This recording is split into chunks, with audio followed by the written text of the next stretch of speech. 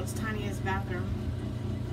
Anyway, today I want to talk about skincare. But before we start, someone requested they see all my tattoos on the left side, on my left arm. So here we go. We have that,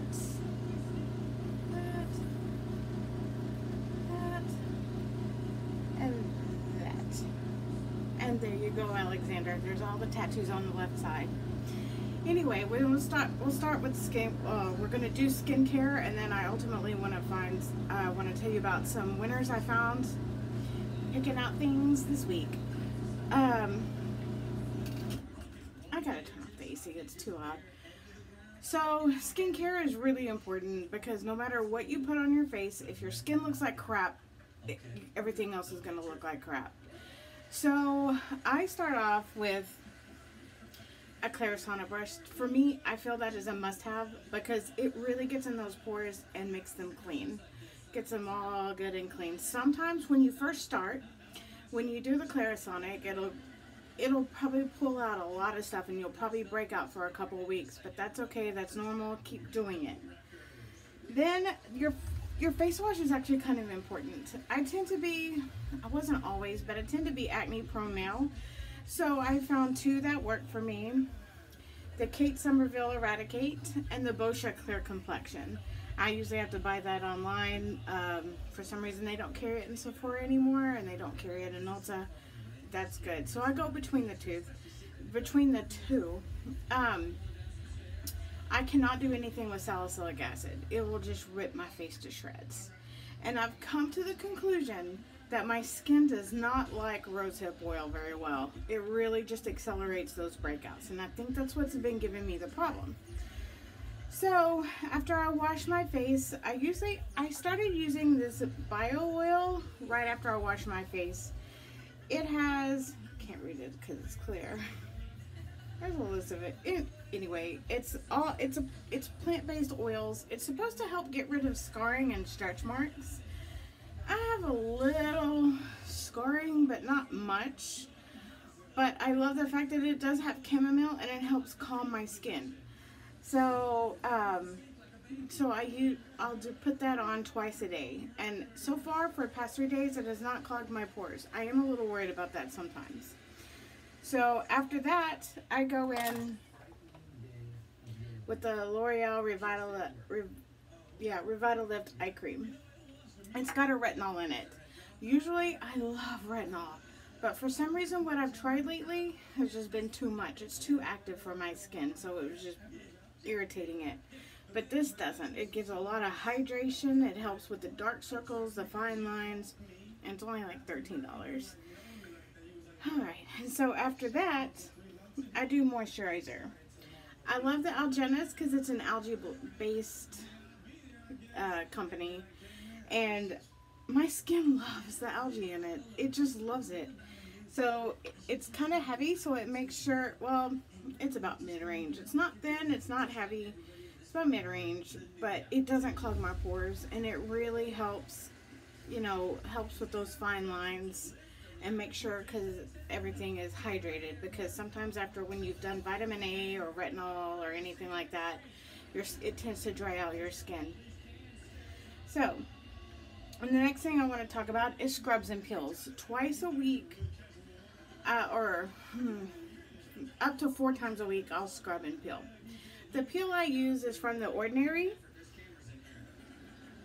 I don't know if you can see that. But it's an AHA, BHA peel. My skin does pretty well with that, except for it does have a little bit of salicylic acid in it. And I also think that's what was irritating my skin. But if I follow it with the bio oil, it tends to be okay. So I'll do, like on Monday, I will peel Monday, I will wait another day, I'll scrub the next day, wait another day, peel again, wait another day, and then scrub again. Because I want my skin to have a chance to kind of recover from all the peeling and scrubbing. And if anybody out there remembers me from my Sephora days, I used to peel and scrub the crap out of my skin every chance I got. I think my skin's a little bit too sensitive for that right now, so we're not going to do that. So at the end of the day, after I've put on all my makeup, I usually take it off with the Boscia Clear Complexion. This is the only thing that I have known to not bring out pores in my skin. It is an oil-based makeup remover. It gets 99% of it.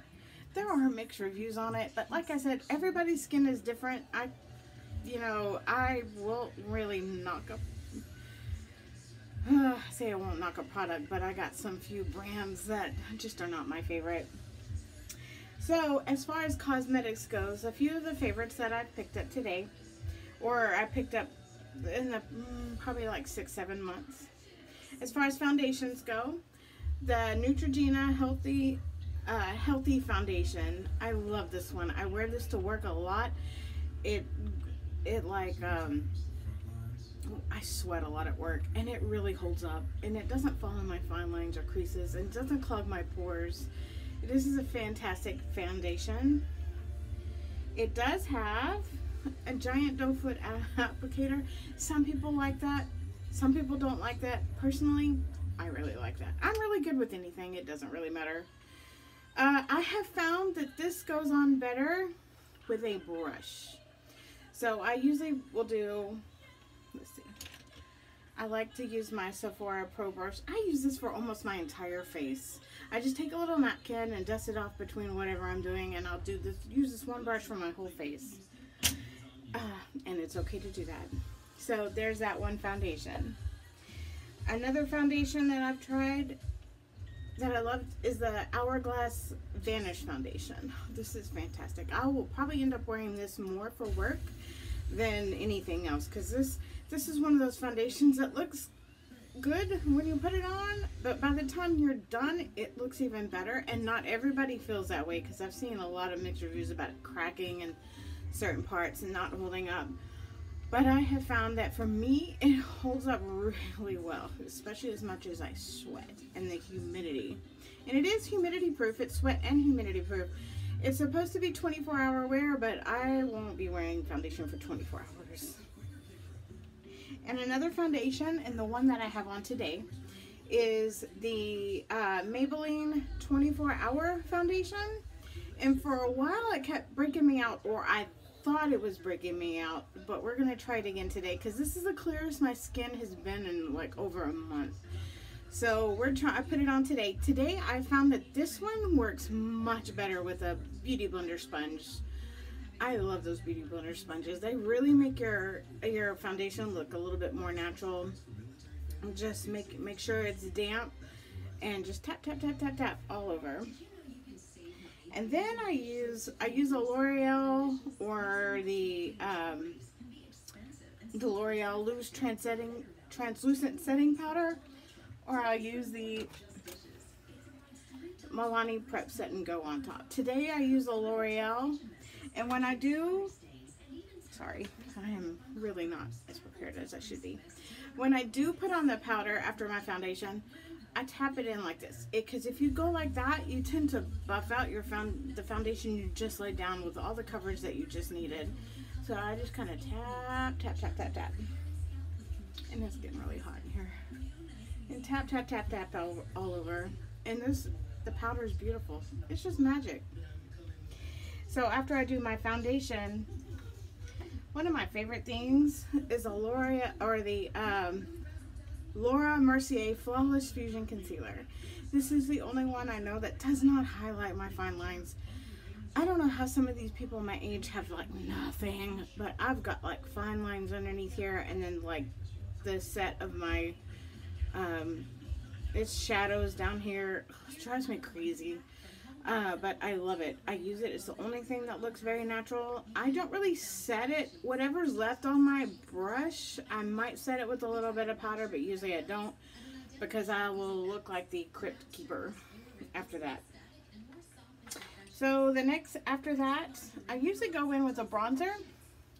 I will say Wet n Wild makes some fantastic bronzers. Laura Geller makes a fantastic bronzer, but my favorite bronzers are from Hourglass. And I just got a little mini one, because I don't always bronze. But I love this one. It was $25 from Sephora, but it doesn't look too, it does not turn out pinky on me, because sometimes those bronzers tend to turn out pinky. So I did, and when you put that on, if you feel you need like some, I don't know, like brighteners or something, they also have, I was afraid this was gonna happen. This is the Milani Baked Bronzer. And it's just a sun-baked.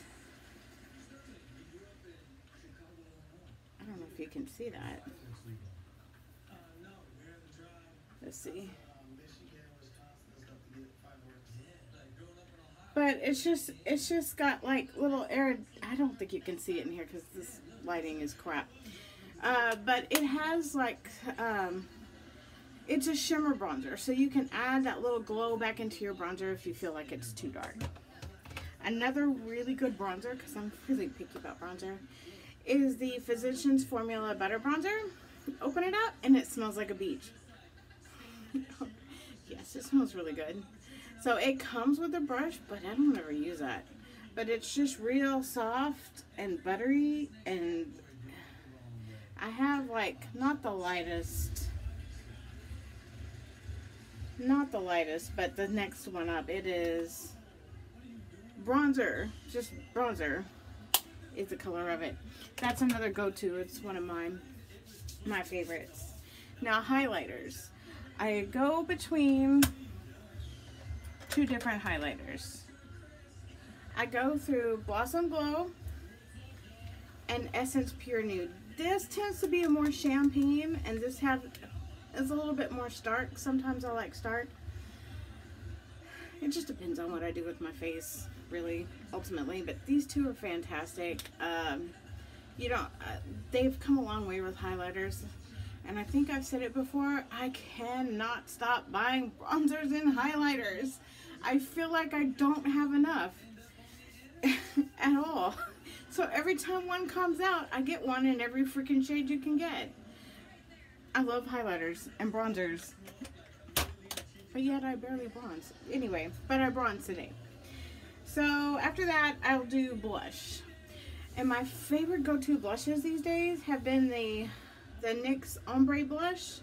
I have two of them, but this is like kind of a tan, a nude shade. It's highly pigmented. It lasts all day. It doesn't fade. I love them. I'll buy them all out as soon as I can. But these are my new go-to. I do have one from MAC. I don't have it out right now. It's called Dolly Mix, but I panned out of that a long time ago. It is a bright pink, but it just really looks like a flush skin. So that's another one of my favorites.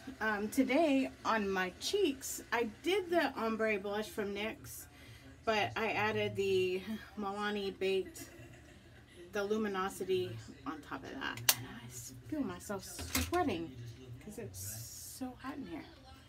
I'm not having cover. Anyway, that's it. So on my eyes today, I did a little bit. I did only one color from the James Charles palette. I just did, well actually I'm sorry, I did two. I did one all over the, I did one all over the lid, and then I did kind of like in the transition shade, which is just above your crease and into the brow bone. It just kind of helps make everything blend out nicely.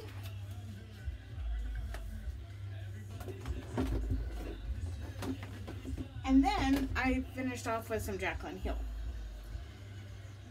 So with hers, I did this color right here in the actual crease. And actually I went between these two shades right here and kind of did that as an eyeliner at the top because I just wanted a softer eyeliner. And then what was left over on the bottom or on my brush, I took it and I dragged it underneath. I didn't put anything in my waterline today because I just didn't want to. Sometimes I do, sometimes I don't. I do have a favorite inner corner highlight that I use above my, use underneath my brows and in my other color, or my inner corner. And this is called Nylon, and you can see I'm about to pan out. So I'm sure I can find some others, but this has a perfect gold in it that I like. I mean, I'll keep trying, but if I can't find anything, I'm going back to get some more of this. They still actually make it.